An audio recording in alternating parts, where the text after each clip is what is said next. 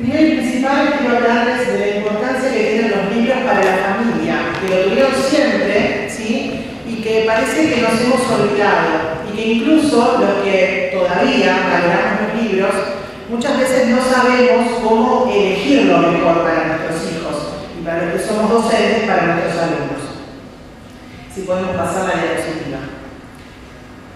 Hoy, en entornos que buscan lo mejor para sus hijos, para sus alumnos, se habla mucho de literatura clásica, pero yo me pregunto si realmente sabemos, ¿sí?, de qué se trata esto, qué es la literatura clásica.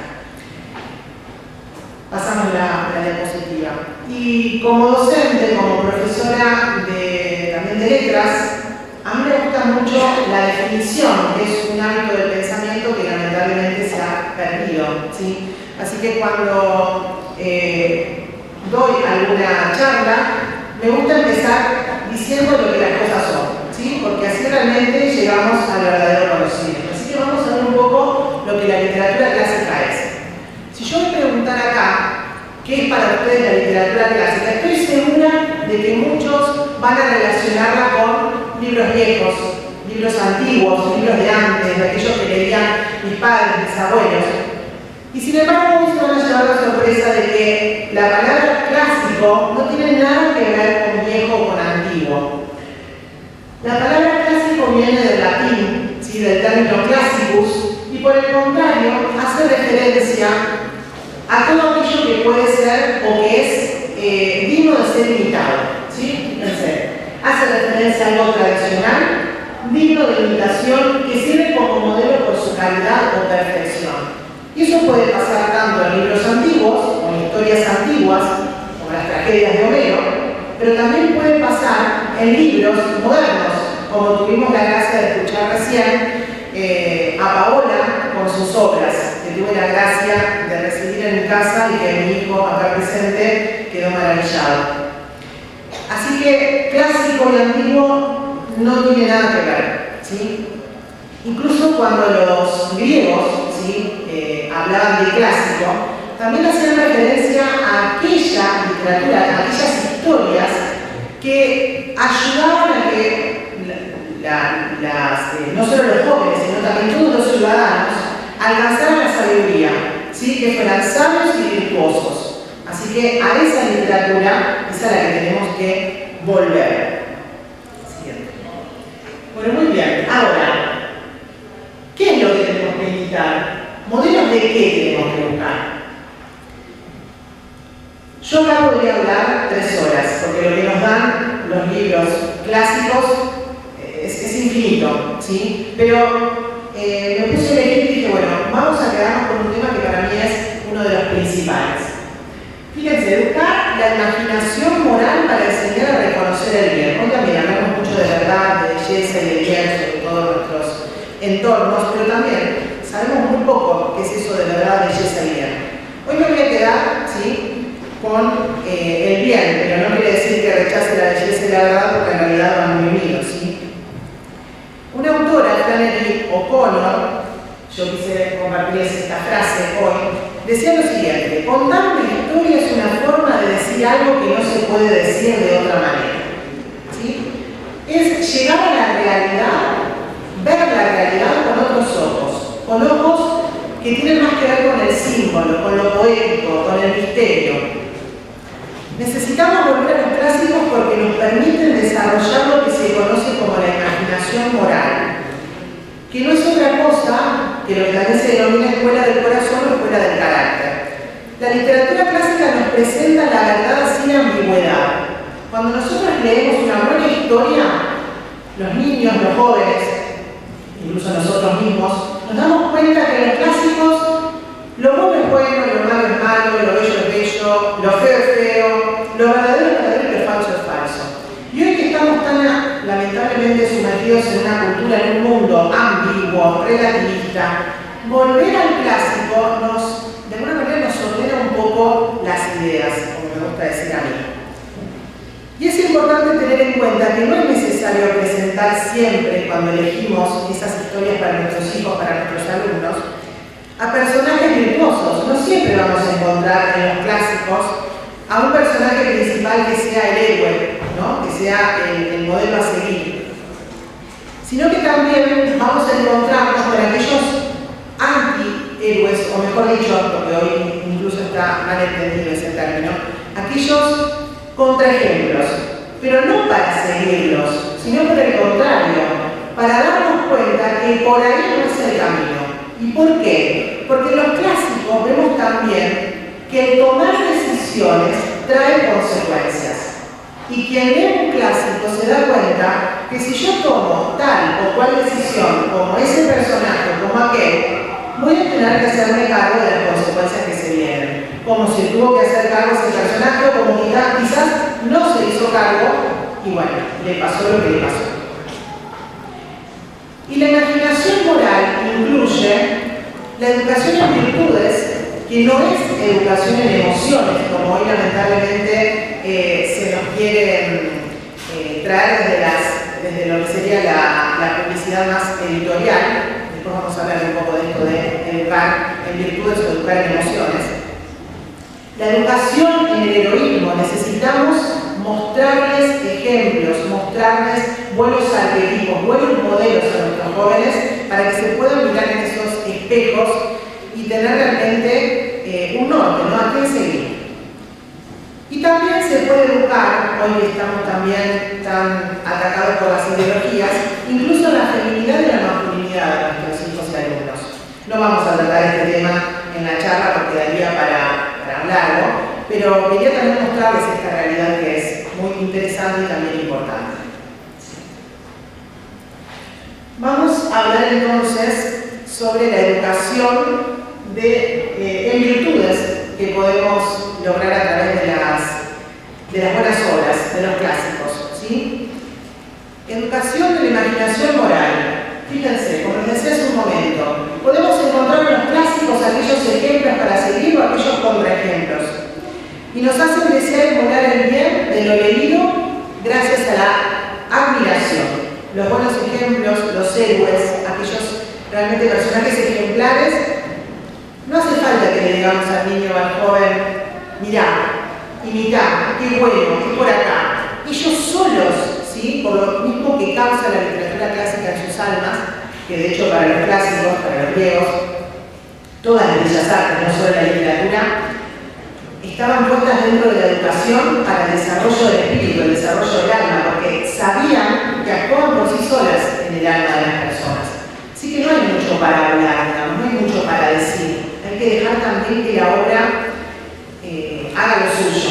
Recién cuando hablaba de Lucrecia yo pensaba, claro, hoy se presenta una obra literaria, incluso las buenas, en el aula, e incluso algunos padres con esta mentalidad también del pedagogo lo hacen en sus hogares y quieren leer en voz alta o hacer leer a sus hijos y caemos, ¿no?, en las preguntas, en la comprensión lectora, en si entendiste, ¿no? Y en realidad, como les digo, se pueden generar espacios de conversación, espacios de reflexión, pero tenemos que dejar también a la obra que haga su trabajo en el alma.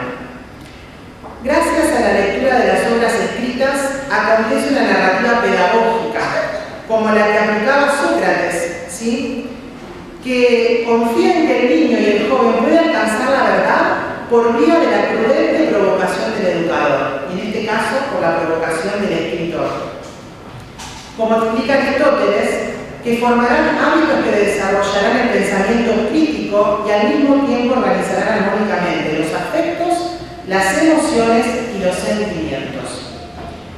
La persona comprende y se admira con las virtudes y la belleza que reflejan los protagonistas, o bien se estremece y comprende el camino destructivo al que conduce el vicio y la importancia de decidir en momentos concretos lo mejor.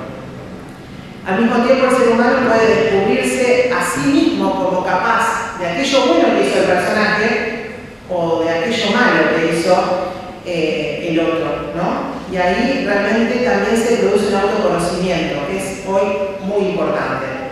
Y esto nos ayuda a pensar sobre personas incluso con las que vivimos y cómo los vemos desenvolverse en el día a día en situaciones concretas y cómo nosotros también nos vamos desenvolviendo, cómo también actuamos en determinados momentos. Y en definitiva, la práctica bien orientada a la enseñanza literaria nos ayuda a poner las cosas en su lugar, que si ustedes se ponen a pensar, el orden es una de las primeras virtudes que debemos enseñarles a los niños, es una virtud que nos va a acompañar durante toda la vida. Y en el tema de la literatura y de las lecturas también el orden es crucial. Por ejemplo, las buenas lecturas nos enseñan a elegir antes el honor que la fama, por ejemplo, ¿no? Y hoy, lamentablemente, esto no se ve tanto. De hecho, se busca imitar a personajes transgresores que buscan el éxito, que buscan el dinero, que buscan la fama. Pero todos aquellos personajes vacíos de virtudes. Y que tampoco buscan, lamentablemente, el bien común. Hay un egoísmo dando vuelta también, lamentablemente, en la nueva literatura. La fantasía bien formada permite que se entienda que aquello que se presenta no solo es bueno para sí, sino también que puedo alcanzarlo. No es algo imposible para el lector. Y que se logra a lo largo del tiempo. La siguiente. Y acá aparecen dos virtudes que son también muy importantes. En primer lugar, nos dan esperanza, ¿no? Se pueden lograr, por más difícil que sean, aquellas cosas que lograron también los héroes en los que nos miramos. La literatura, como se decía, también facilita ver contraejemplos.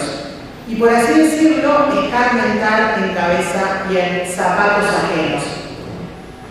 Pasa también que a través de la buena literatura vamos a vivir historias, vamos a vivir experiencias, los niños, los jóvenes sobre todo, que están en ese camino de aprendizaje, que todavía no van a transitar caminos que todavía no transitaron.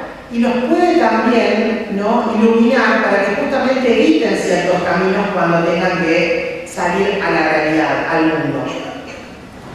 El trabajo de los escritores y de los padres y de los docentes es aquí esencial, ya que por el uso de personajes moralmente complejos, estos contraejemplos que nos dicen por acá no es, este no es el camino que debe seguir, también se puede enseñar la virtud de la prudencia, ¿sí? La prudencia a partir de la literatura. Existe la necesidad de explicar al hablarnos de la literatura que existe un orden y una relación proporcionada entre las virtudes.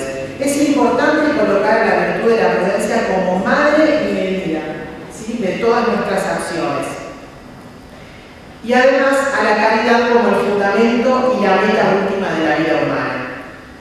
De lo contrario, la formación del carácter es incompleta, ya que se puede tal vez acentuar un rasgo, bueno, quizás, por ejemplo, la generosidad o la valentía, pero sacada de contexto y, de alguna manera, hipertrofiada. ¿Y esto por qué? Porque antes que la generosidad, que la valentía, siempre está la prudencia, ¿no? Porque a veces, si no, también podemos caer en el egoísmo. Siguiente. En este sentido, la formación a través de las virtudes se dirige al razonamiento práctico. Lo que nosotros tenemos que buscar es enseñar a pensar, ¿sí? Y la literatura clásica nos ayuda justamente a eso, a enseñarnos a pensar, a tener juicio crítico. Y hoy es muy necesario eso, lo dijo en su momento Lucrecia, lo dijo también Paola, lo dijo también Carlos. Sino cuando salgan a la vida, cuando salgan al mundo, lamentablemente las ideologías, ¿sí?, las malas compañías nos van a arrastrar, ¿sí? Así que nuestra labor en esta primera infancia, durante la adolescencia, es enseñarles a pensar. Para que se produzca esta pedagogía virtuosa de la que les vengo hablando, que está cimentada en la buena narrativa y la imaginación, no se deben seleccionar solo obras que hablen de cosas buenas, como le decía. Lo que importa no es que los personajes sean ladrones o mentirosos, pueden aparecer, de hecho aparecen. Si nos ponemos a pensar en las obras de los autores rusos, van a ver que casi siempre nos presenta contraejemplos. Pero se ve claramente que ser mentiroso, que ser ladrón, no es bueno, está mal. Y nos presenta cómo lamentablemente ese personaje principal, sí, pero se denigra, ¿sí?, las consecuencias que tiene que sufrir. Lamentablemente lamentablemente sí se llega a un aislamiento, una autodestrucción. Siguiente. Así que la literatura clásica nos ayuda en esta educación de las virtudes. Y también en una educación de las emociones, pero no a la mirada moderna, así como se plantea hoy en las editoriales, como si el hombre fuera, ¿no?, solo emociones, una emoción caminando, cuando en realidad el hombre es, ¿sí?, una unidad, es algo mucho más complejo. Entonces, yo prefiero siempre no hablar de educación en las emociones, sino más bien educación en las virtudes. Y al educar en las virtudes también estamos educando en los afectos, en las emociones y en el hombre de manera integral. Fíjense, se deben formar hábitos que desarrollen el pensamiento crítico y al mismo tiempo organicen armónicamente los afectos, las emociones y los sentimientos. Es un grave error valerse casi exclusivamente de libros que formen, o mejor dicho, que enseñan sobre las emociones. Y no digo que no se puedan leer estos libros, lógicamente. El error está en que nuestros planes lectores en las escuelas y también en la familia, yo de hecho ayudo a familias, ¿no?, a encontrar su propio camino en este mundo de la literatura. ¿Qué pasó con este personaje iracundo si se deja llevar por la ira? ¿Sí? Bueno, y se ven reflejados. Realmente ellos, si uno los va formando a través de la reflexión y conversa con ellos, y ellos también se van abriendo, y nosotros encontramos ese espacio de educar ya no solo desde la norma, sino también desde el buen consejo, ellos van encontrando realmente ese mejor modo de poder luchar contra su temperamento, de poder luchar contra aquellas cosas que más les cuestan. Un buen cuento, una buena novela, como ya vimos, tiene que tener imágenes y metáforas que les ayuden a conocerse. Y cuanto más riqueza de metáfora haya, más posibilidades hay de que el niño encuentre lo que necesita. Y eso lo ofrecen los clásicos. Gracias.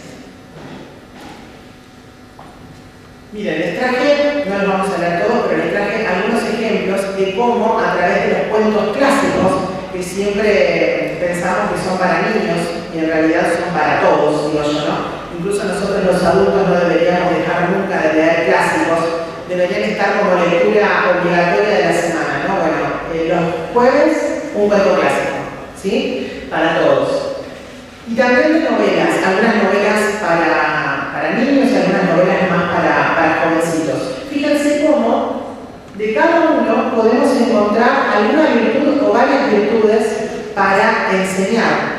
Y a partir de esas virtudes que se pueden enseñar, ellos van también a aprender a manejar sus emociones, manejar sus afectos, su temperamento, ¿no? Fíjense, algunos que son muy conocidos, la Sirenita voy a tomar. Los sacrificios y la identidad. Y seguramente cuando leyeron la Sirenita, me quedo con este ejemplo, se le habrá venido en la cabeza o la película de Disney, ¿no?, o algún cuento, alguna adaptación de este cuento. Y estarán pensando en dónde cabe el sacrificio, ¿no? La identidad puede ser que todavía se mantiene, pero el sacrificio ¿dónde? Bueno, los invito a buscar el cuento original de la Sirenita y van a ver, como me pasó a mí en su momento, que van a decir cómo me robaron el mejor final de este cuento clásico. No se los voy a contar, se los dejo como tarea para el hogar. Y no se queden solamente ustedes, léanlo después con sus hijos. Es impresionante. Y uno puede decir, pero ¿cómo? ¿No era que se casaron y comieron perdices, como ocurre en casi el 90% de los cuentos clásicos y las películas de Disney? No, no ocurre eso. Y sin embargo, es el mejor final que podemos encontrar. Algunas novelas que también les puse aquí, ¿sí? El Hobbit, El Mago de Oz, El Principito, El Jardín Secreto, incluso La Historia Interminable, Momo, que son más modernas, ¿sí? Fíjense que no estamos hablando acá solamente de novelas antiguas, ¿no?, sino también de novelas de hace unos años. Todas, mientras sean buenas historias y tengan este olor a clásico, nos van a enseñar a educar en virtudes.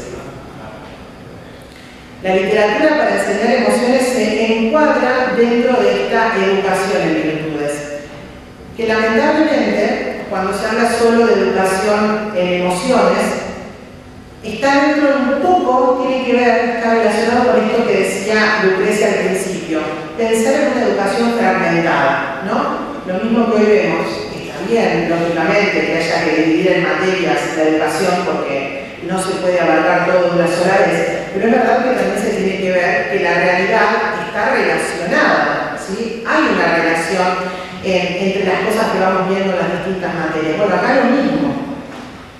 Esta idea de solo educar en un aspecto y solo quedar para educar en otro aspecto responde a esta educación fragmentada y no integral como nosotros los seres humanos deberíamos tener conciencia de que conocemos de esa manera, de manera integral, ¿sí? Como una unidad. Así que lo esencial, repito, para que quede bien claro el concepto y el criterio, es educar en virtudes y educar en el heroísmo. Y en los clásicos está la fuente de este tipo de historias que necesitamos. Muy bien, vamos a ver ahora los clásicos de la biblioteca familiar, porque también muchos me preguntan, perfecto, hermoso, me encantó todo esto que nos contás de la literatura clásica, pero es verdad que vamos a las librerías y no hay literatura clásica. ¿O por dónde empezamos? Bueno, les voy a contar un poquito cuál es este camino. Traje acá esta frase tan conocida de San Agustín, ¿sí? Cuida el orden y el orden te cuidará. ¿Por qué? Porque también para las lecturas necesitamos un orden, necesitamos seguir un camino, saber, ¿sí? Qué camino recorrer y a qué meta tenemos que llegar. Y les vengo a presentar acá lo que se conoce como el camino hacia los clásicos, que nos marca un poco este criterio que tenemos que tener a la hora de saber por dónde empezar. Es imprescindible que haya en nuestras bibliotecas familiares buena poesía y cuentos clásicos. Esa es la base, por ahí tenemos que empezar. Es verdad que hoy lamentablemente es complicado encontrar buena poesía, pero les voy a dar algunos criterios, algunos tips como para que ustedes cuando vayan a una librería y ojen libros de poesía puedan saber si están frente a buena poesía o de la otra. Lo primero que tenemos que hacer, si no hemos leído nunca poesía en familia, es ver que realmente tenga un vocabulario elevado, lejos de lo que pensamos comúnmente, de que esto no lo va a entender. Nunca escuchó este tipo de vocabulario, va a ser chino para los niños. Todo lo contrario. Nuestros hijos, nosotros, el ser humano, accede al conocimiento, accede a las definiciones, no solamente a través del diccionario, preguntándole a mamá y papá, acceden primeramente por contexto. Y si la poesía, el texto, la novela, el cuento está bien escrito, vas a ver, sin haber escuchado nunca la palabra lebrel, ¿sí? Por contexto, que lebrel significa perro. ¿Sí? Y les puedo asegurar que no solamente lo va a entender, sino que también después lo va a usar en el cotidiano. ¿Sí? Y quédense tranquilos que si no lo entendió, va a preguntar. Así que no subestimemos a los niños y que el vocabulario realmente les significa un desafío. Vocabulario. Que tenga mucha musicalidad, que tenga una buena rima, ¿sí? Que realmente uno sienta que está cantando cuando la lee y que el niño se dé cuenta de eso. Y después en la temática, que también es muy importante, las primeras poesías tienen que hablarnos de la realidad, tienen que acercarnos a la realidad cotidiana de manera bella. ¿Sí? Nos tiene que hablar del cielo estrellado, nos tiene que hablar del agua, de la lluvia que va cayendo, nos tiene que hablar también incluso de mamá, de papá, de nuestro ángel de la guarda. Recordemos que cuando decimos realidad no nos referimos solo a lo concreto, sino también a lo espiritual. ¿Sí? Que se ve ese doble camino, que cuando leamos la poesía o incluso la memoricemos, y después les voy a enseñar en un ratito un lindo método para memorizar poesías en nuestra casa, incluso en nuestras aulas, que cuando memoricemos esas poesías y las recordemos, realmente venga a nuestra memoria, si supongamos que la poesía que memorizamos nos habla de, no sé, las aves, venga a nuestra memoria el canto de las aves, ¿no? La imagen de ver a las aves volar, y que cuando veamos las aves, escuchemos su canto, venga a nuestra memoria aquellos versos que memorizamos en familia o en nuestras aulas. Entonces realmente el conocimiento poético, simbólico, que es un conocimiento muy importante del ser humano, va a estar ahí presente y de alguna manera lo vamos a estar rescatando porque está un poco olvidado. Después, en este primer escalón, hablamos entonces de la poesía, vamos a hacer referencia a los cuentos. Algo ya les conté, ¿sí? Les dije que no solo son para niños, son para todos. Y si hay que empezar por algún lugar, yo les recomiendo empezar por los hermanos Grimm, ¿sí? Sabemos que los recopiladores más importantes, cada vez que hablamos de cuentos clásicos, son los hermanos Grimm, Christian Andersen y también Perrault, pero yo les recomiendo que empiecen por los hermanos Grimm, y les voy a decir por qué, no porque los demás no son bellísimos, sino porque estos recopiladores, cuando editaron sus cuentos, pensaron realmente en un público familiar, en un público donde también iba a haber niños. No hacía Andersen, y muchísimo menos Perrault, que yo lo dejaría para cuando los chicos ya sean mayorcitos, ¿sí? No hay nada que no puedan leer, pero lógicamente, ¿sí? Hay escenas un poco más fuertes, si se quiere. Entonces, empecemos por los hermanos Grimm. Y también por un recopilador que no es tan conocido, pero si tenemos un poco de ojo, vamos a poder encontrar en algunas librerías, en algunas colecciones nuevas que están saliendo también, que es Andrew Lang, un recopilador inglés que la verdad que yo le tengo mucho cariño por dos cosas. Primero porque yo amo la cristiandad, mal llamada la Edad Media, y él cuando hizo, ¿no?, la reescritura de los cuentos, los enmarcó en la Edad Media. Entonces vamos a poder leer incluso algunos de los cuentos que ya conocemos por los hermanos Grimm, por Andersen, etc., en un mundo medieval, ¿no?, de castillos, de caballeros, y la verdad que es una experiencia maravillosa. Incluso no sé, los invito a que vean las dos versiones, ¿no?, y le pregunten a sus niños cuál es la que más les gusta. Y también porque Chesterton dijo de este recopilador que él debía parte de su conversión al catolicismo a los cuentos de Andrew Lang que su nana le leía de pequeño. Así que fíjense el poder que tienen los cuentos tradicionales, ¿sí?, los cuentos clásicos, que no falten en sus bibliotecas y que en lo posible sean leídos en sus originales, ¿sí? No se asusten, no pasa nada, los entienden y los disfrutan, ¿sí? Después pasamos al segundo escalón, que es el de los buenos libros. ¿Qué diferencia hay entre buenos y grandes libros?, se preguntarán ustedes. Ambos son literatura clásica, pero los buenos libros son aquellos que fueron pensados para un público infanto-juvenil, que fueron los que leyeron nuestros padres, nuestros abuelos en las escuelas, y que en algunas escuelas todavía se leen, muy poco pero se leen, de estos autores como Julio Verne, como Luis Alcott, ¿sí?, como Salgari, que realmente abría el mundo de la fantasía a nuestros hijos, y que no por ser, son de menor calidad literaria, pero no por eso dejan de ser clásicos, sino porque estaban pensados para un público que todavía estaba en formación, ¿sí? Pero si pensamos en las almas de nuestros hijos y de nuestros alumnos como una tierra que hay que abonar, que hay que preparar para que lleguen a los grandes libros, que son los clásicos con mayúsculas, debemos abarrotarnos realmente de poesía, de cuentos y de buenos libros para que lleguen a esos grandes libros que realmente se leen cuando ya son jovencitos mayores, con muchas ganas, que quieran, que deseen leerlos. Fíjense que en las secundarias se pide que lean en los últimos años al Don Quijote y lo terminan odiando. Si acá hay docentes, ¿sí?, pues sabrán y me comprenderán que después no quieren volver a hablar del Quijote.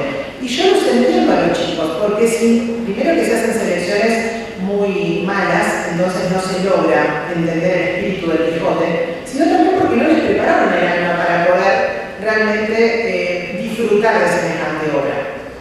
Lo mismo con un montón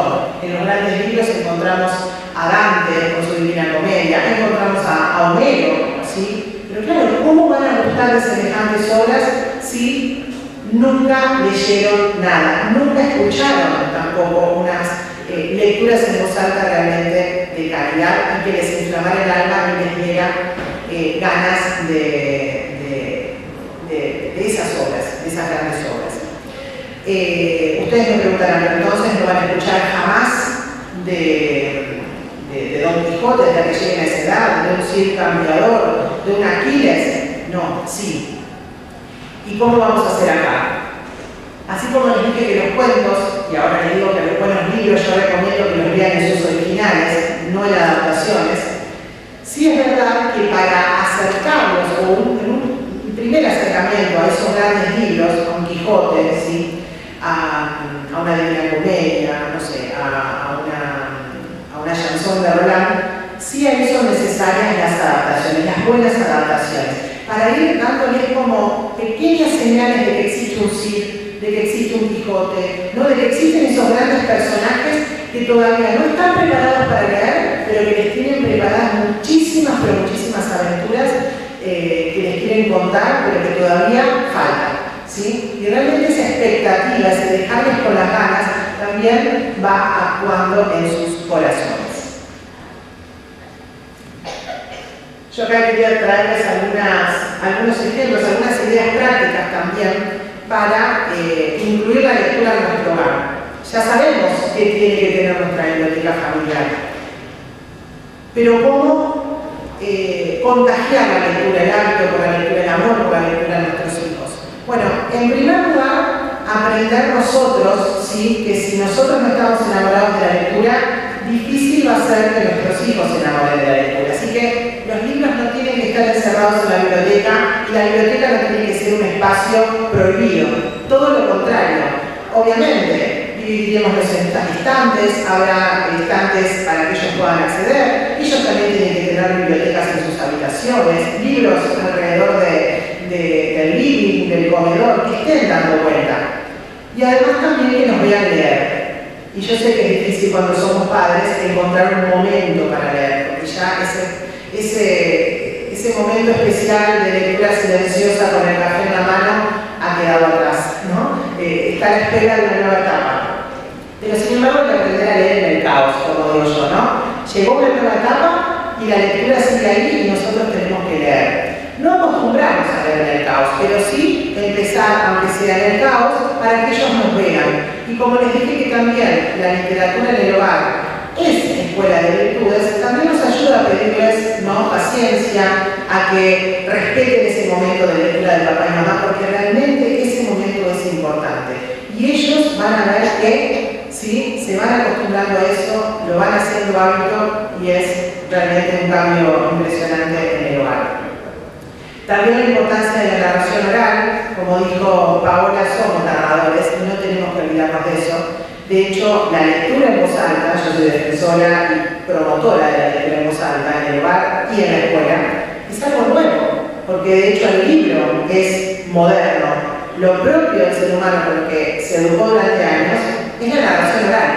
Entonces no olvidemos también la narración oral. Por ejemplo, leer un cuento, bueno, con las novelas ni hablar, varias veces, y que ellos también nos digan antes de empezar un nuevo día de lectura, ¿en qué quedamos? A ver, ¿me cuentan dónde quedamos ayer con la lectura? O nosotros también narrarles oralmente lo que pasó el día anterior. Bueno, momentos de lectura en voz alta durante el día, siempre recomiendo dos, ¿no? Uno por la mañana, quizás para hacer alguna lectura un poco más piadosa, vidas de santos narradas oralmente, les puedo asegurar que se quedan grabadas en el corazón y en el alma de nuestros hijos, y durante el día, cuando podamos, según la circunstancia de cada uno, incluso en el auto, en los viajes, cuentos, poesía, novelas. Y como les decía, les quiero enseñar, les quiero mostrar un método muy lindo para poder aprender poesías de memoria, que es de una educadora británica, inglesa del siglo XIX, Charlotte Mason. Ella decía, a veces no hay que mandar a estudiar la poesía de memoria, sino realmente recordar que la poesía es un arte. Entonces, ¿por qué no leer la misma poesía durante una semana entera y ahí, en ese disfrutar juntos en familia de la lectura, van a ver cómo nuestros hijos al final de esa semana se van a saber la poesía de memoria. Y les puedo asegurar por experiencia propia en mi casa y por acompañar a tantas familias que esto es real, ¿sí?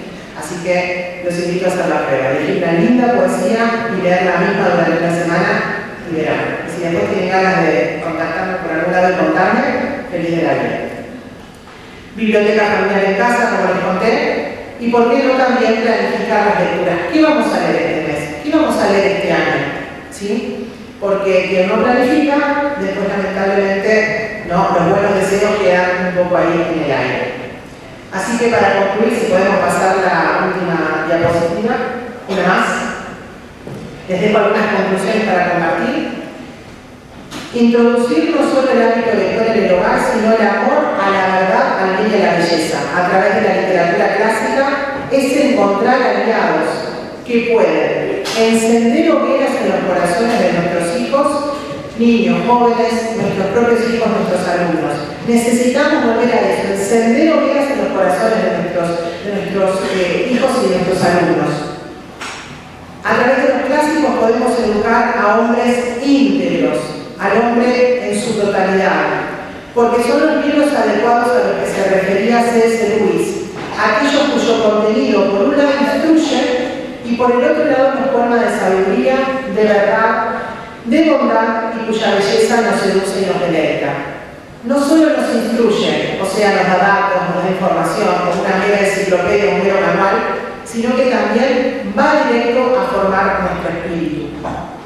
Los clásicos mejoran y elevan la conciencia, sacan a los lectores de la estrechez y los eleva al deseo de cosas altas. Recordemos a nuestros hijos que están hechos para cosas grandes, que tienen una misión muy importante para cumplir.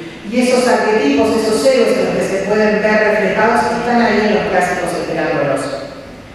Y además también protegen las verdades del corazón humano de las verdades a medias, de las verdades caprichosas. Al interesar la mente y la imaginación, les enseñamos a pensar y permiten que los lectores juzguen por sí mismos, que no se dejen arrastrar. Así que bueno, les agradezco muchísimo su atención este tiempo y bueno, otra vez gracias a la Feria del Libro y a Carlos por la invitación.